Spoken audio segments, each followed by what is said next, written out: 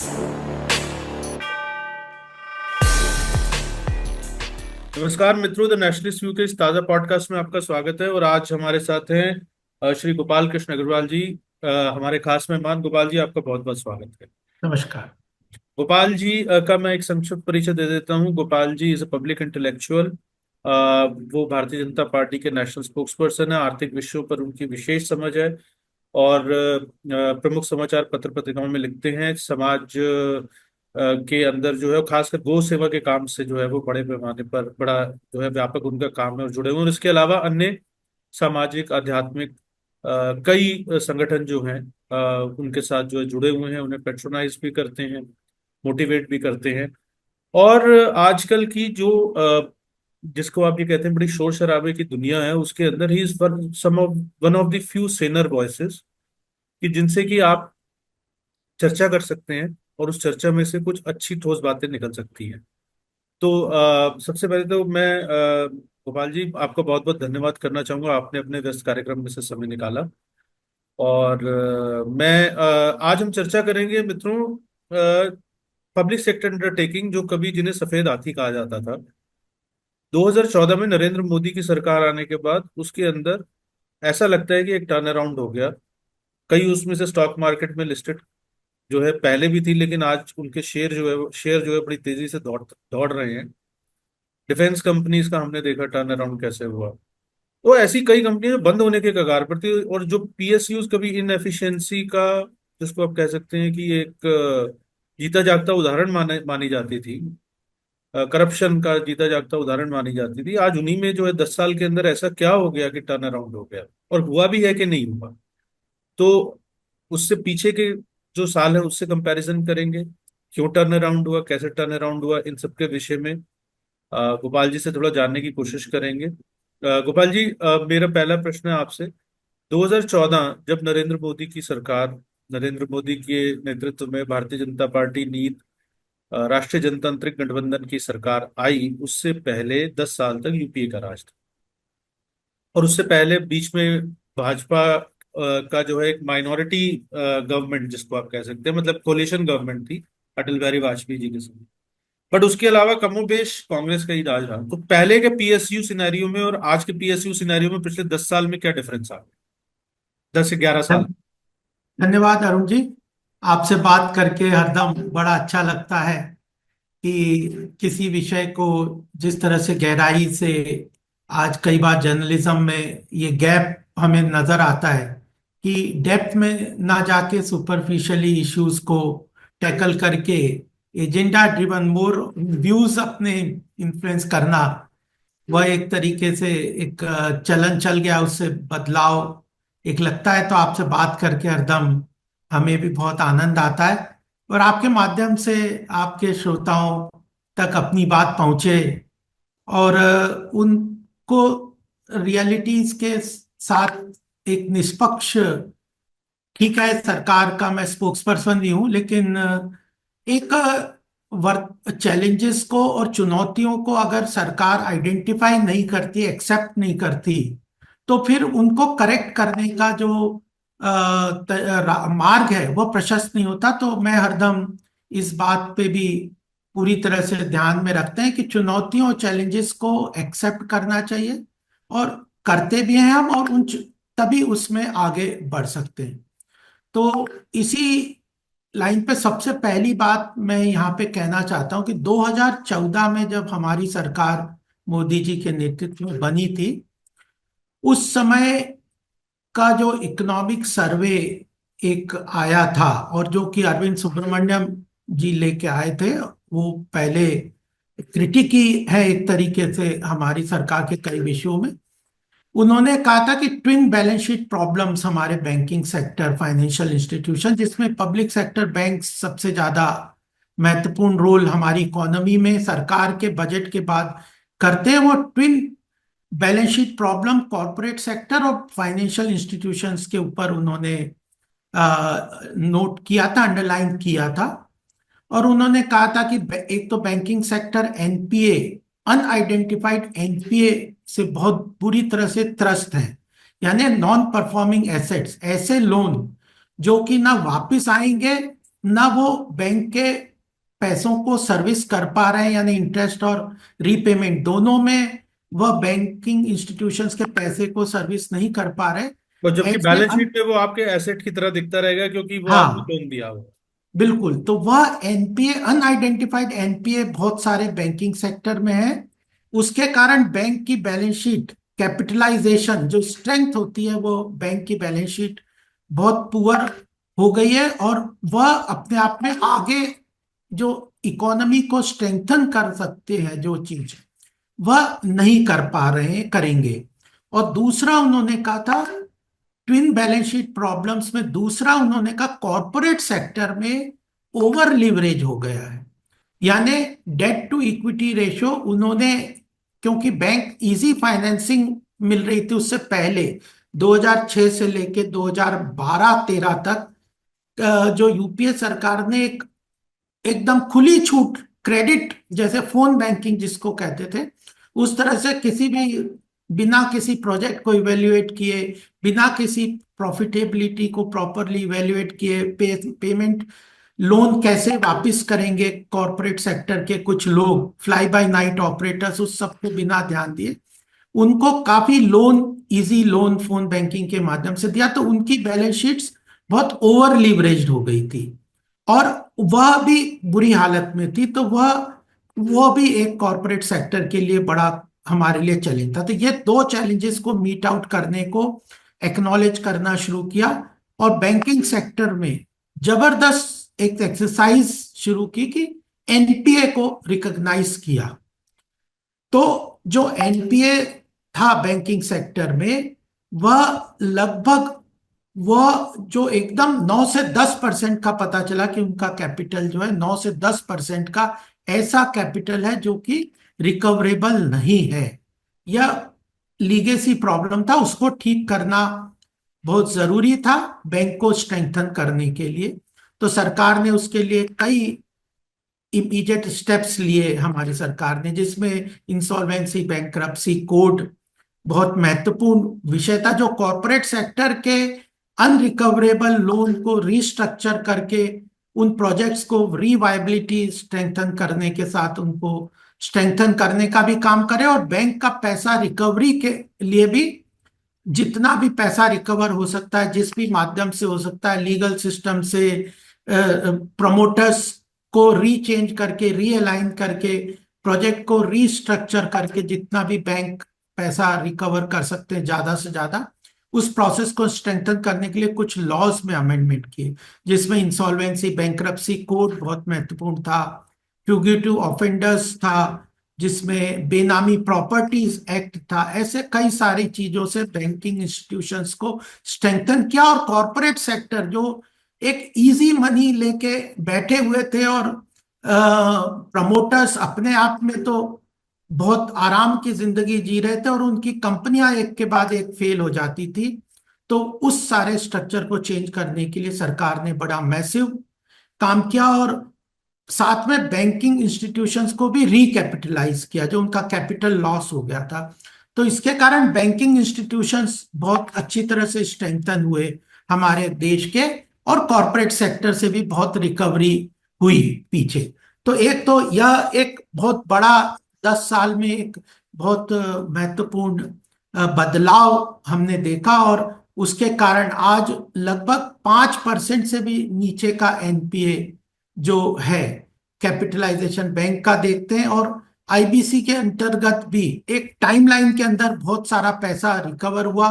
जो प्रोजेक्ट कई जो कि नहीं चला पा रहे थे, प्रमोटर्स अपने वेस्टेड फंड डाइवर्जन वगैरह के कारण, उनको नए प्रमोटर्स को चेंज करके उन प्रोजेक्ट्स को भी वायबल किया।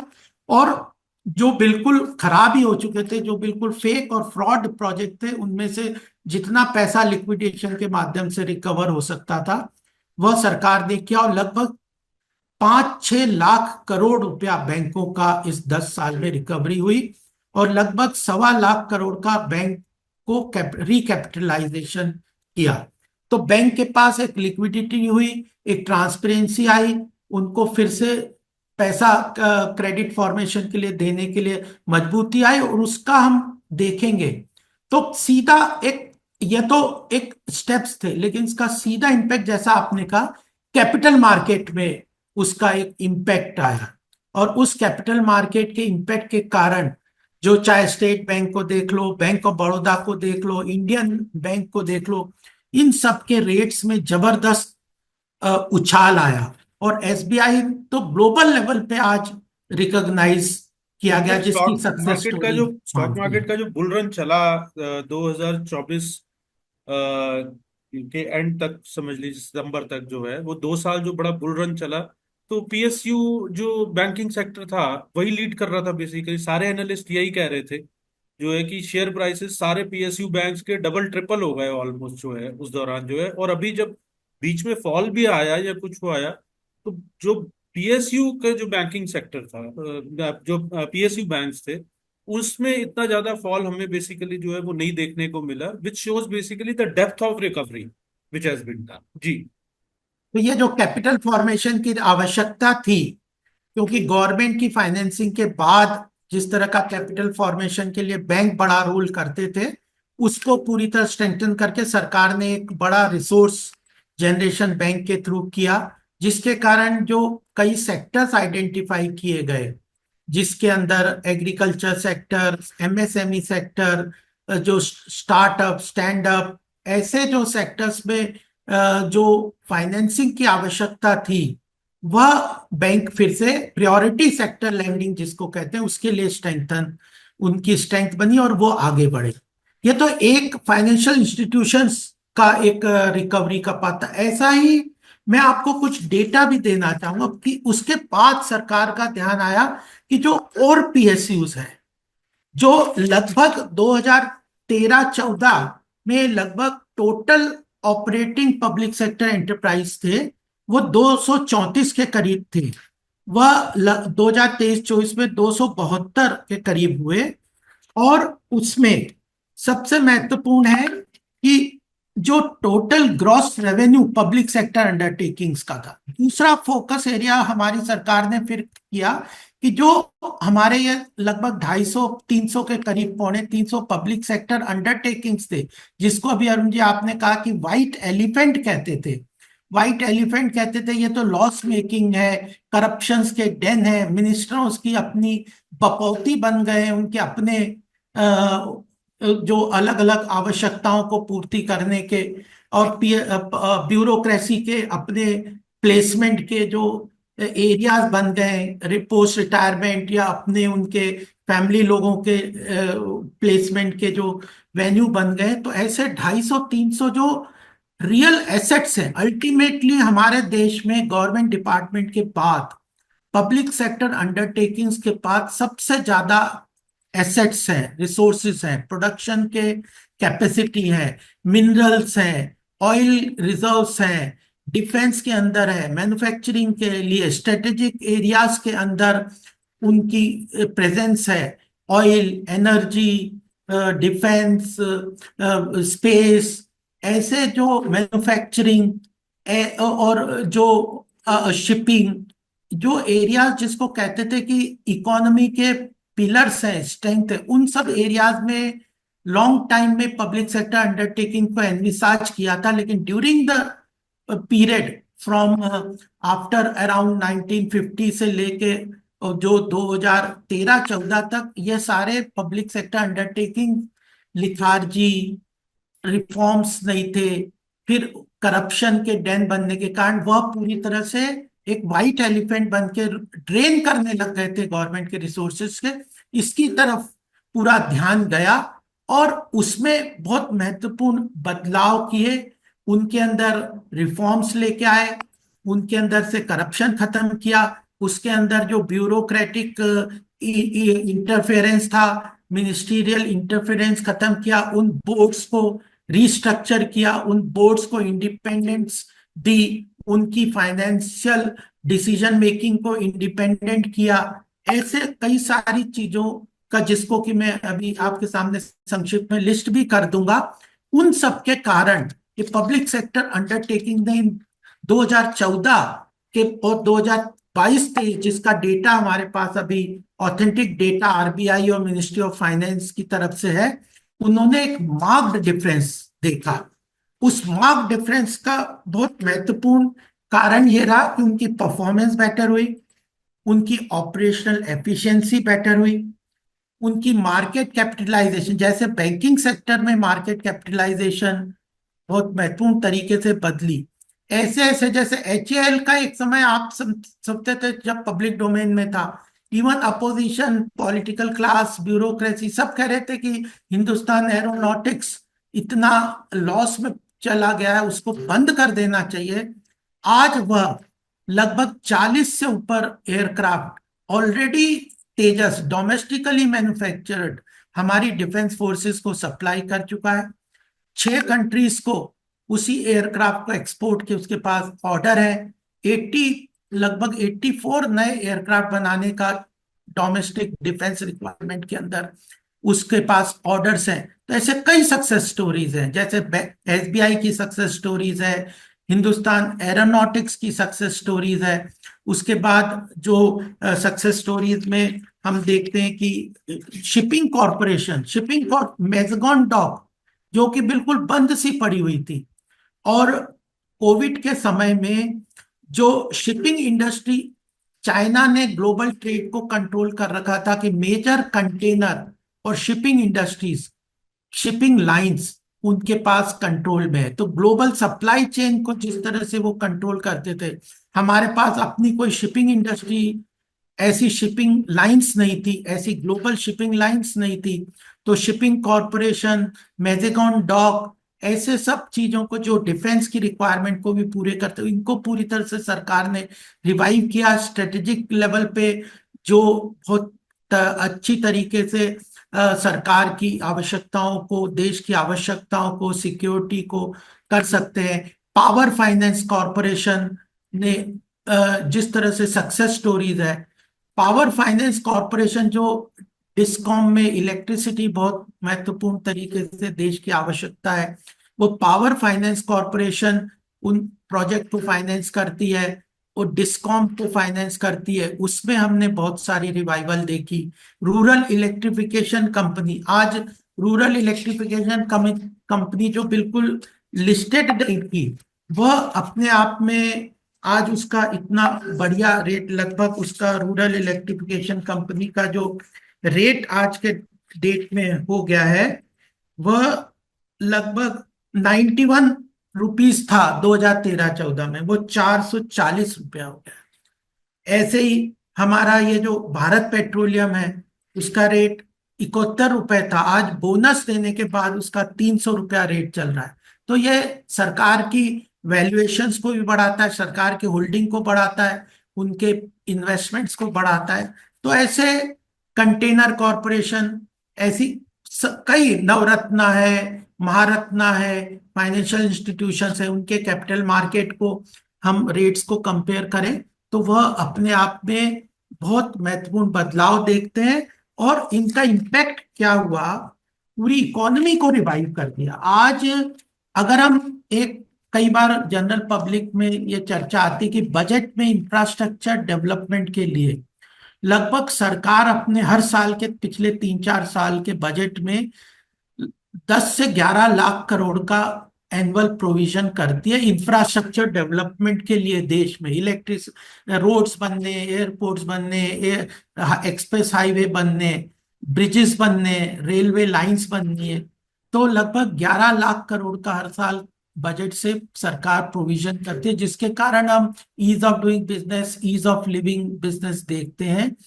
ऐसा ही लगभग इसके बराबर का 10 से 12 लाख करोड़ का कैपिटल एक्सपेंडिचर हमारी पब्लिक सेक्टर अंडरटेकिंग्स कर रही है, जिनके कारण नए नए प्रोजेक्ट्स आ रहे हैं, नए नए एक्सप्लोरेशंस आ रहे हैं, नए नए डिफेंस रिसर्च एनालिसिस हो रहे हैं, एनर्जी के सेक्टर में हो रहे हैं, स्पेस टेक्नोलॉजी के सेक्टर में नए नए प्रोजेक्ट्स आ रहे हैं। रेलवे अपने आप में, रेलवे की कंपनियों का अगर आप एनालिसिस करेंगे, इरकॉन, राइट्स, ऐसी सब कंपनियों का इन्होंने जबरदस्त ग्लोबल लेवल पे परफॉर्मेंस किया। They are getting orders. अगर इन पब्लिक सेक्टर अंडरटेकिंग्स के हम ऑर्डर बुक को जाएं, तो आज एक एक कंपनी के पास 1-1 लाख करोड़ के ऑर्डर हैं, जिनके पास लोगों को लगता था कि इन कंपनियों को बंद कर देना चाहिए। तो चीजें हैं, कैपिटल मार्केट एक इंडिकेटर है, उनकी मार्केट कैपिटलाइजेशन बहुत महत्वपूर्ण तरीके से बताती है। मैं आपको कुछ ही फिगर देता हूं। 275 के करीब पब्लिक सेक्टर अंडरटेकिंग्स है हमारी। उसके अंदर उनका जो ग्रॉस रेवेन्यू था 2013-14 में 20 लाख करोड़ का था, और आज 10 साल में वो बढ़ के लगभग 40 लाख करोड़ का हो गया, दुगना हो गया है। पेड अप कैपिटल लगभग 2 लाख करोड़ का था, वह अब टोटल पब्लिक सेक्टर अंडरटेकिंग का 5 लाख करोड़, मतलब 2.5 गुना बढ़ गया है। इन्वेस्टमेंट 10 लाख करोड़ का था 2013-14 का, मैं फिगर बता रहा हूं, आज 25 लाख करोड़ का हो गया। तो इन्होंने इकोनॉमी को कितना प्रोपेल किया, और ये सारे हैं स्ट्रेटेजिक सेक्टर में। या कोई एमएनसी की तरह कोई बॉटल फर्नीचर और ये नहीं बना रहे। यह देश की अर्थव्यवस्था को मूल आवश्यकताओं को पूर्ति करने वाले कंपनियां हैं। और फिर उसके बाद इनका जो प्रॉफिट है लगभग 1.5 लाख करोड़ का था, वो बढ़ के 2.5 लाख करोड़ का जो हो गया, कि एनुअल प्रॉफिट में बता रहा हूं। वह पब्लिक सेक्टर अंडरटेकिंग्स जो कंट्रीब्यूट करती हैं, जो सरकार का जो कंट्रीब्यूशन है उनका प्रॉफिट में, जो हमारे बजट में काम आता है, विभिन्न योजनाओं में सरकार के काम आता है, और उनका टैक्स वगैरह का कंट्रीब्यूशन जो है वह 2,20,000 करोड़ था 2013-14 में। इस 10 साल में 4,58,000 करोड़ हो गया। हमारा टोटल अगर बजट हम देखें जो सरकार का रेवेन्यू है वो 45 लाख करोड़ का है लगभग। तो उसमें 10% जो है पब्लिक सेक्टर अंडरटेकिंग कंट्रीब्यूट कर रही है।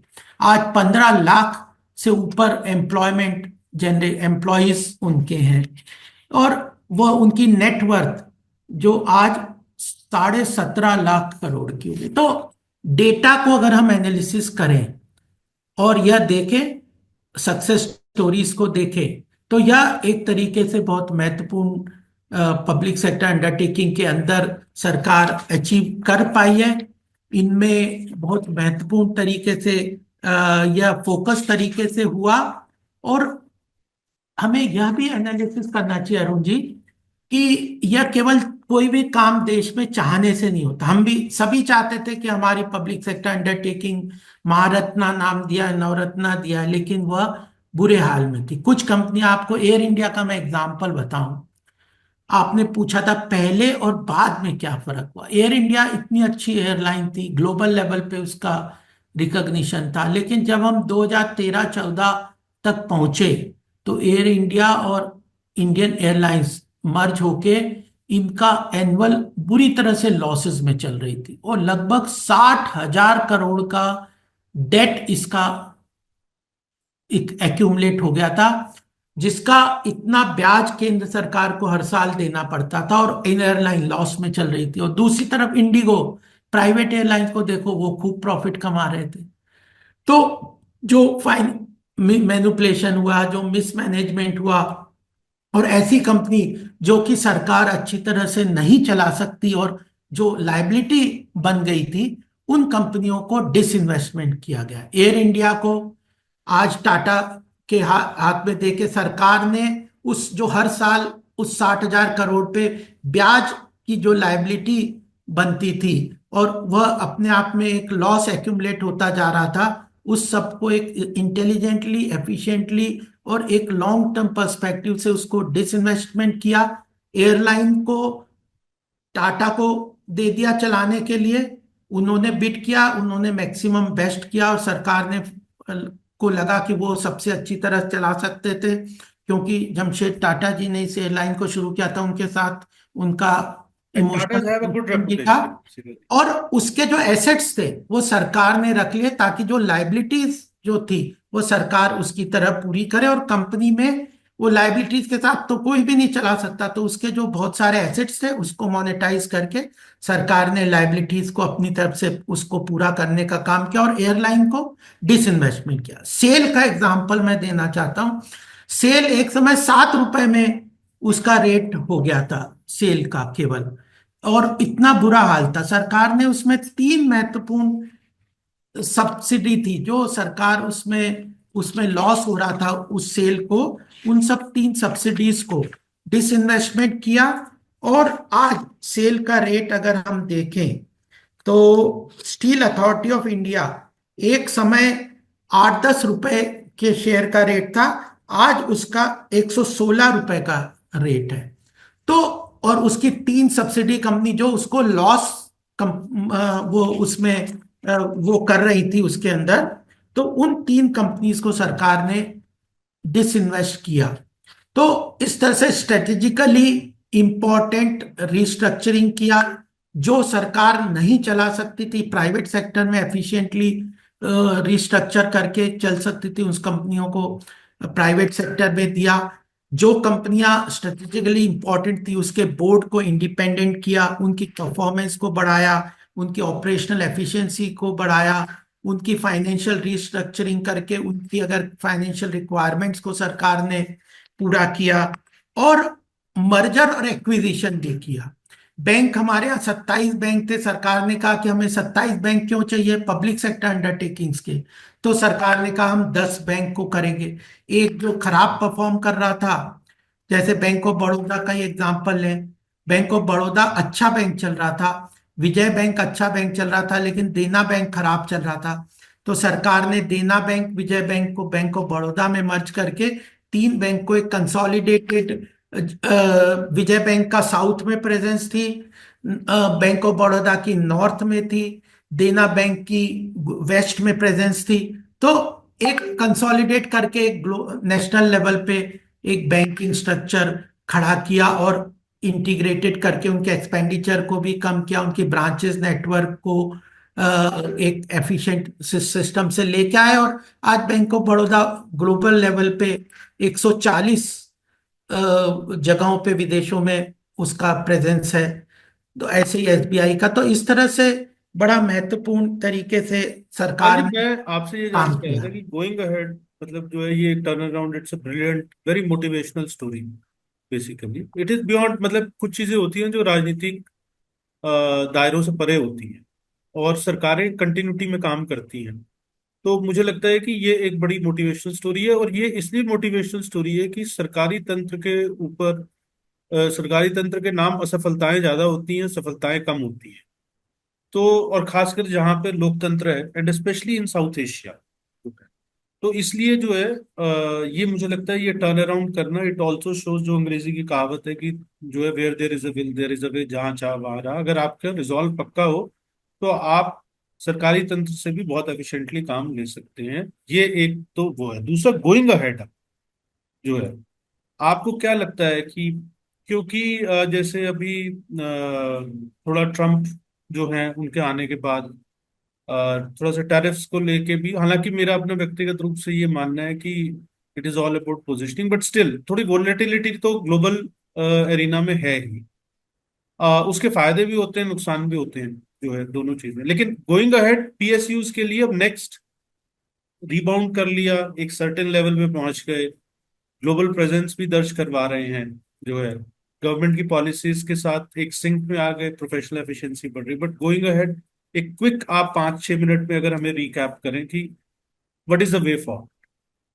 देखिए, ट्रम्प साहब ने जो एक टैरिफ का जो रेसिप्रोकल टैरिफ का अनाउंसमेंट 2 अप्रैल को किया, इसने ग्लोबल ट्रेड और कॉमर्स में एक टर्मोइल क्रिएट किया, और उस टर्मोइल से सब लोगों को एक चैलेंज क्रिएट हो गया ग्लोबल ट्रेड में। लेकिन 9 अप्रैल को उन्होंने एक 90 डेज का एक विंडो क्रिएट कर दी कि आप बायलेटरल ट्रेड एग्रीमेंट को करके आप अगर इस चीज को जो टैरिफ का जो डाइकोटॉमी है, जिसको वो कह रहे हैं कि हमारा इतना डेफिसिट कई कंट्रीज के साथ बढ़ गया है कि हमारा इंपोर्ट बहुत ज्यादा हो रहा है, एक्सपोर्ट नहीं हो रहा, due to different tariff, high tariffs in some of the countries, इसको आप रियलाइन करते हैं, तो हम लोग एक बेटर ग्लोबल ट्रेड की तरफ जा रहे हैं। ये उनका कहना था। हर आदमी को मागा करके,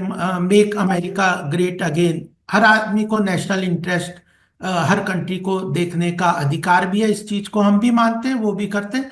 तो ग्लोबल जियोपॉलिटिक्स को हम अगर कंट्रोल नहीं कर सकते तो we have to align our working into that. और इसमें भी आपने एक महत्वपूर्ण बात अभी उठा दी है। मैं एक बात आपको अंडरलाइन करता हूँ। 2010 में हमने आसियान कंट्रीज से मल्टीलेटर ये जो आसियान कंट्रीज से एग्रीमेंट, ट्रेड एग्रीमेंट्स किए 11 कंट्रीज के साथ। उसमें हिंदुस्तान की मैन्युफैक्चरिंग सेक्टर को बड़ा जबरदस्त नुकसान हुआ, क्योंकि इन कंट्रीज के साथ हमने जो लो टैरिफ का इंपोर्ट को अलाउ कर दिया, तो चाइना या कुछ कंट्रीज ने इन चीजों में अपनी मैन्युफैक्चरिंग शिफ्ट करके वहां के थ्रू इंडिया में अपने माल को डंप करना शुरू किया। और लो टैरिफ के कारण हम लोग उनके हमारी मैन्युफैक्चरिंग सेक्टर को बहुत ज्यादा कॉम्पिटिटिव रूप में नुकसान हुआ। तो हम जब 2013-14 में हमारी सरकार आई, सबसे पहले हमने आसियान कंट्रीज के साथ जो मल्टीलेटरल ट्रेड एग्रीमेंट था उसको रोका। हमने कहा धीरे धीरे ये हो रहा था, एक चीज विजन की बात है, मैं मोदी जी की आपके सामने बताना चाहूँ। उस वक्त ये विजन था, ये माना गया हम लोगों के साथ कि ये जो मल्टीलेटरल ट्रेड प्लेटफॉर्म है जिसमें मोस्ट फेवर्ड नेशन अगर आप एक को देते हो तो सारी उस कंट्रीज में जितने भी कंट्रीज हैं उन सबको आपको मोस्ट फेवर्ड नेशन का स्टेटस देना पड़ेगा। आप डिस्क्रिमिनेट नहीं कर सकते कि किसके साथ कैसे हमारे रिलेशन है, इकोनॉमिक रिलेशन क्या है हमारा, उसके साथ डेफिसिट क्या है, हमारी स्ट्रेंथ वीकनेस क्या है उसकी क्या, उसके साथ हम बायलेटरल ट्रेड एग्रीमेंट में इन सबको देख के कर सकते हैं। लेकिन multilateral trade agreement, multilateral platforms में WTO, गैट और उनके थ्रू, ये जो सार्क और इन सब के थ्रू वो नहीं कर सकते, आसियान, आरसेप। तो धीरे धीरे हमने कहा कि हम बायलेटरल ट्रेड एग्रीमेंट की तरफ जाएंगे। और हमने आसियान कंट्रीज के साथ जो एग्रीमेंट्स थे उनको रोका, उनको सस्पेंड किया।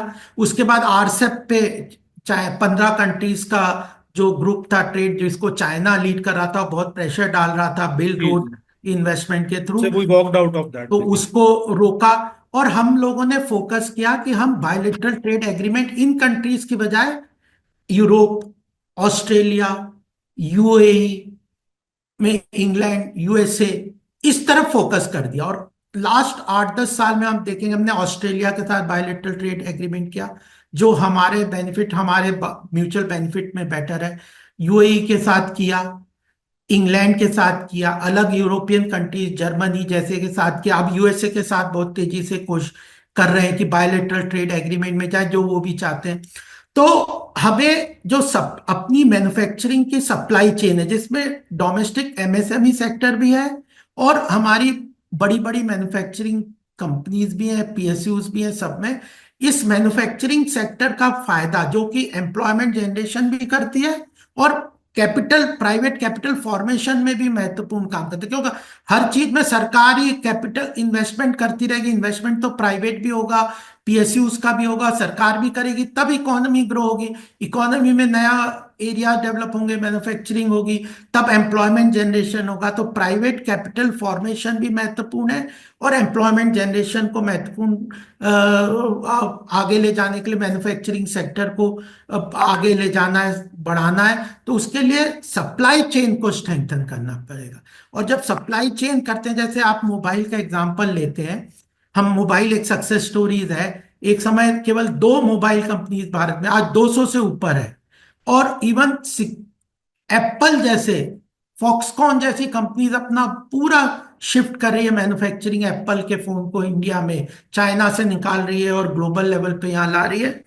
और लगभग 60% हम मोबाइल फोन US की रिक्वायरमेंट इंडिया से फुलफिल करते हैं। तो लेकिन हम मोबाइल बनाते हैं, असेंबल होता है, मैन्युफैक्चरिंग होता है, तो कुछ पार्ट्स हम भी बाहर से लेते हैं। कुछ फॉरवर्ड इंटीग्रेशन और बैकवर्ड इंटीग्रेशन, सप्लाई चेन की आवश्यकता होती है। तो इन चीजों को ध्यान में रखते हुए हमने बायलेटरल ट्रेड एग्रीमेंट कंट्रीज के साथ किए हैं। उसी के कारण ऑटोमोबाइल इंडस्ट्रीज हमारी बहुत अच्छी तरह से तेजी से जा रही है, हमारी फार्मास्यूटिकल इंडस्ट्री बहुत अच्छी तरह से आगे बढ़ रही है, मोबाइल इंडस्ट्री बहुत अच्छी तरह से बढ़ रही है, डिफेंस इंडस्ट्री बहुत अच्छी तरह से बढ़ रही है। तो इसमें PLI भी सरकार लेके आई है, production linked incentive scheme 14 sectors में। सेमीकंडक्टर एक हमारे अंदर एक हिंड्रेंस क्रिएट करता था कि जो चिप्स बननी है कंप्यूटर में, सभी चीजों में आजकल चिप टेक्नोलॉजी में हमारे यहाँ बिल्कुल कोई इन्वेस्टमेंट नहीं था, कोई कंपनी एक भी नहीं थी।